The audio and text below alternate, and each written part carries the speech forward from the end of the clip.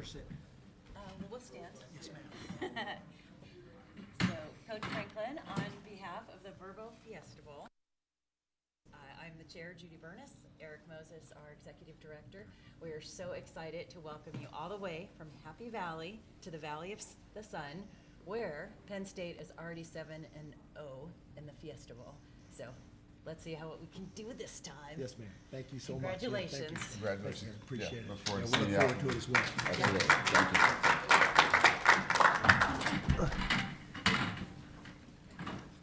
Thank you.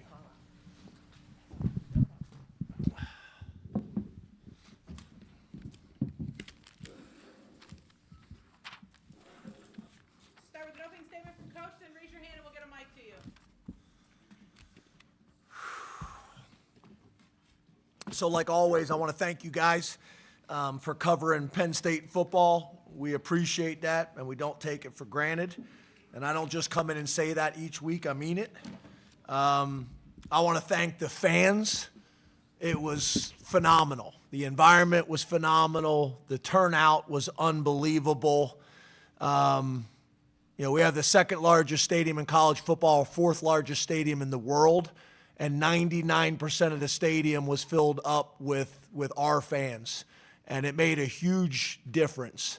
A lot of the other games had some built-in advantages in terms of the distance between the two teams. So the fact that we filled that thing up with 106,000 fans, predominantly all of ours, is significant. And I don't want that to come off the wrong way. I got a ton of respect for SMU. I got a ton of respect for Coach Lashley. But it was impactful today, and it's really like that all the time. From the spring game with 75,000 plus all the way through this season, we get tremendous support, and we don't take that for granted. So fans, alumni, lettermen, the community, phenomenal. And again, we don't take that for granted. Just because I don't want to forget this at the end, our women's volleyball program and Katie, they're playing for the national championship tomorrow. We wish them all the luck in the world. They've had an unbelievable season, obviously, and that game, that they played where they were down by 2 and came back 3 sets, was just crazy. So, I think that's one of the special things about being at Penn State. There's so many sports and so many coaches that are thriving. Big part of that is our leadership with Pat Kraft and Neely Bendapudi. So we don't take that for granted whatsoever, but we'll be screaming and hollering and watching and supporting Katie and our women's volleyball program. Kind of summarizing the game, maybe the best performance on the defensive side of the ball that I've seen in a half. We talk about 3 interceptions, 2 for touchdowns. That's why you recruit linebackers that played running back. That was phenomenal, and took a little bit time for our offense to get going, but obviously once we did some great things. Specifically, got the run game going, which was important for us. 12 wins in a season for the 4th time in school history, joining the 1973, 1986, and 1994 teams. 33 wins over the last 3 seasons. 2nd time in program history. Last time that was done is 1971 to 1973. So, ton of cool stuff to be proud of. You look at the stats that we focus on. The takeaway battle was big. 3 turnovers to 1. Explosive play battle, we won that. 3rd down battle, we won that. We tied the sack battle. The penalty battle, we won. That's a whole nother conversation. And then the middle 8, we won the middle 8. So, ton of cool stuff. I can go on and on and on. But we got a team win, led from our defense in the beginning of the game. But at the end of the game, it was a team win. Offense, defense, and special teams. So, look forward to answering you guys' questions. And again, I appreciate the coverage that you guys have given us all year. Open up the questions. Start with Rich to your right. James, on your right. What is it about Dom DeLuca who seems to have a knack of stepping up at the appropriate time? And is that something that you saw in him when you recruited him? Yeah, Dom's he's a baller.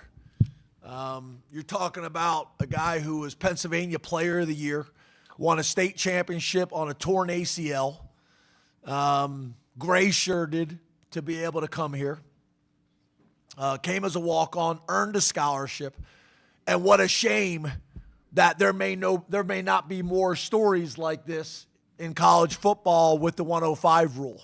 Dom DeLuca may not happen at Penn State. So I love Dom and Mom and Dad. I think he's a tremendous example for all of our players on the team.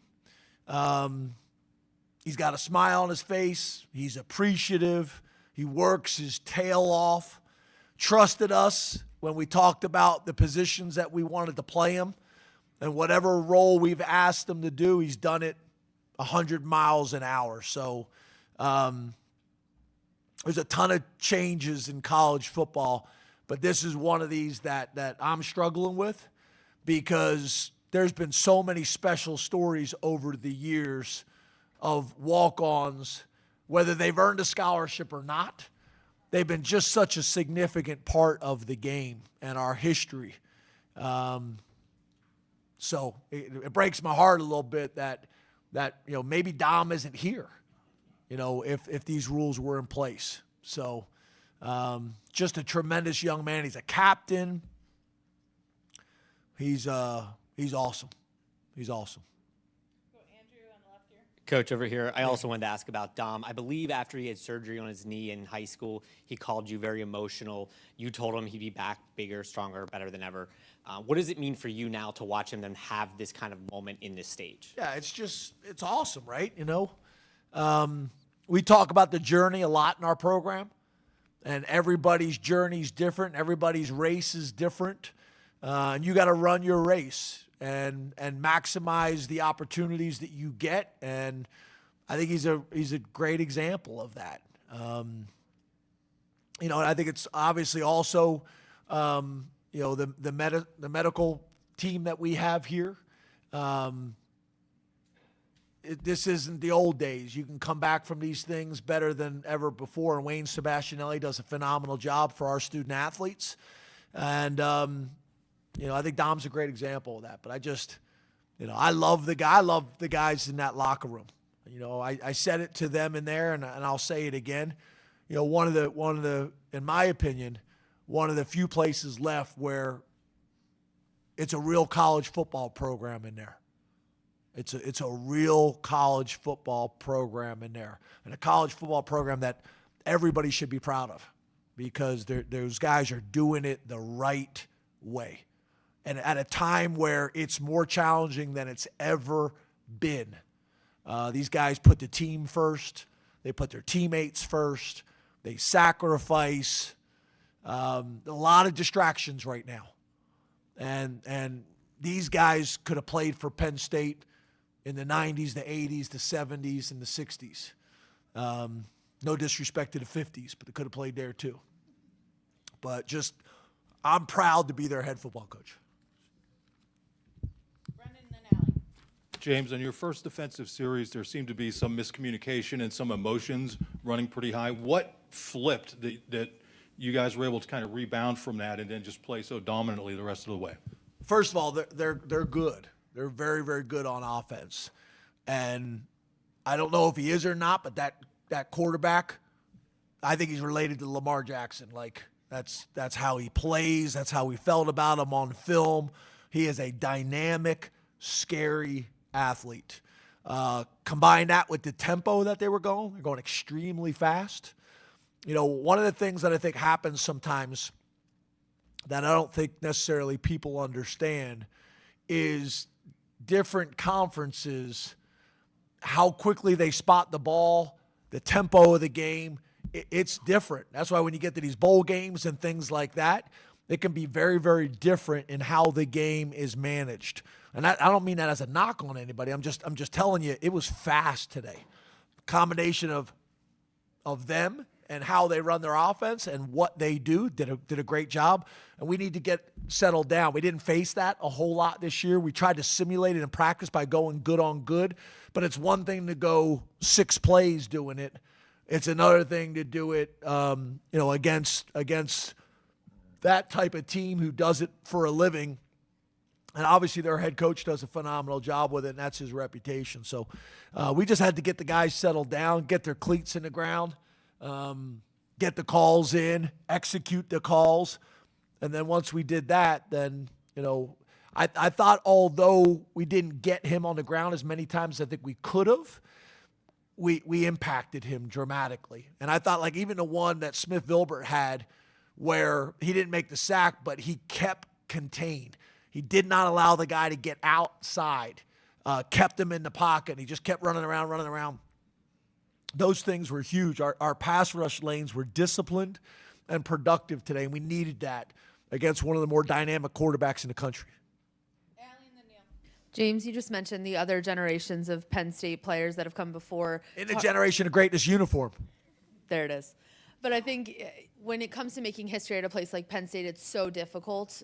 You just got your 100th win. I think when you think about the magnitude of this moment for pushing this program forward, can you comment on how big getting your first win in the college football playoff is for this program, where you guys are in the recruiting battles and college football in general, just the emotions of something like that? This team clearly makes you emotional. Yeah, I think what I would say is I remember in training camp just talking to the guys about, like, I wanted these type of moments for them.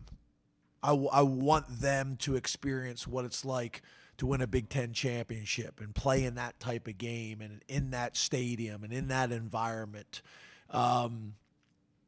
Obviously, talk about, battling like everybody in the country to try to either get a bye-in week 1 or a home game. We were able to do that.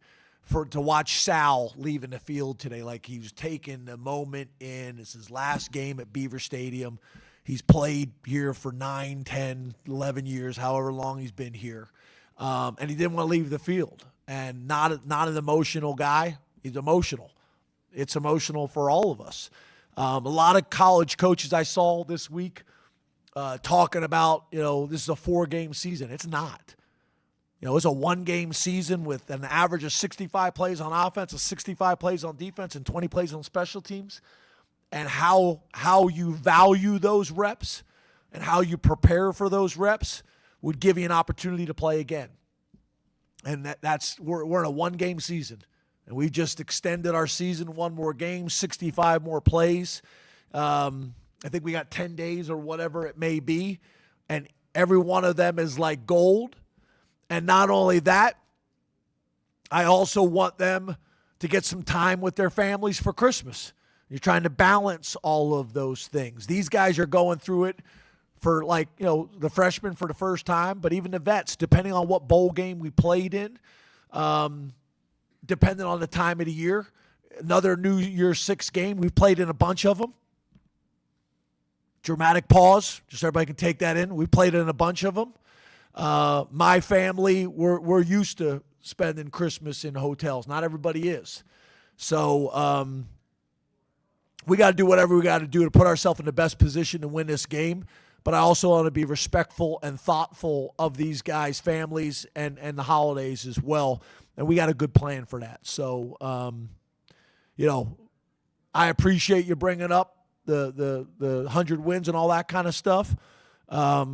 But to me, I'm at a point in my career, it's all about the players. It's all about the players, the staff.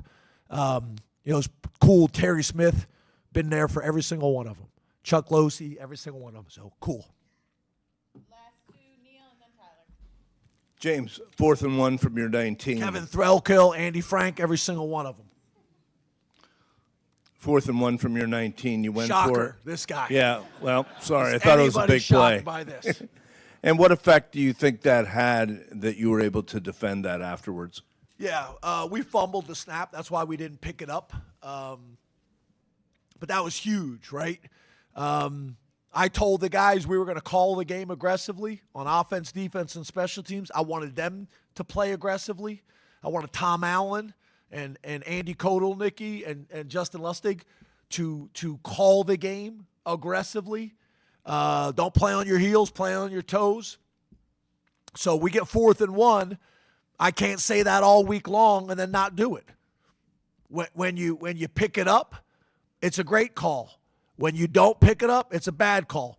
I bet you were tweeting your tail off up there. But the guys had the decisions back, and we were able to get it done.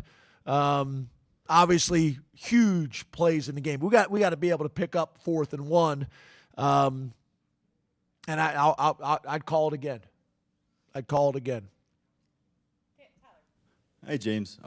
Back here, center. Yep. Katron and Nick both over 6 yards per carry again. Do you feel that collectively combined they are playing their most effective football of this 2024 season? And if that's the case, or even if it's just about the case, what does that do for you that they're peaking at this point entering the playoffs?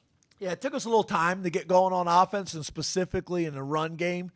But then we got it going, and those two guys are fast. They are big. They're both 220-pound backs, and they're violent. And that one run where Nick scored a touchdown, I don't know if you guys heard it, but it was violent. And he came off, and I'd said, that was a violent run. And he screamed at me and used some words that I can't use in this setting. And he said, I'm a violent man. And I kind of agreed with him and backed up. But, they're playing behind an offensive line. It takes a ton of pride in doing their jobs for them. So it's cool. I love to see all these guys get opportunities and make plays. Get opportunities to make plays and to win and have success because they work so hard. You guys know this is a grind. We have turned college football into a grind. Used to talk about the difference between college and the NFL. It's essentially the same now. And it's a grind on the coaches. It's a grind on the players. It's a grind on the staff. It's a grind on the wives and the kids. So to see them have success is to me what it's all about. Thank you, Coach. Yeah, thank you.